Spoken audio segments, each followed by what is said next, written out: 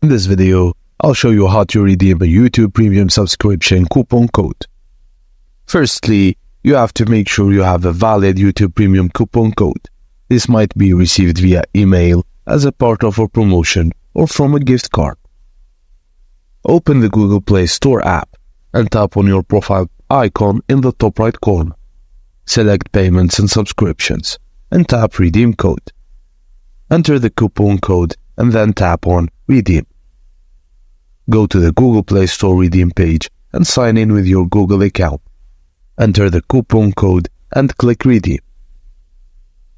Now all you have to do is sign in with your YouTube or your Google account, go to Purchases and Memberships and choose YouTube Premium and pay for the subscription with your balance on Google Play Store.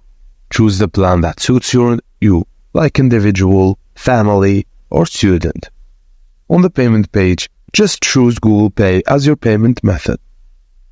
And that's it, guys. Thank you for watching. And please don't forget to like and subscribe for more.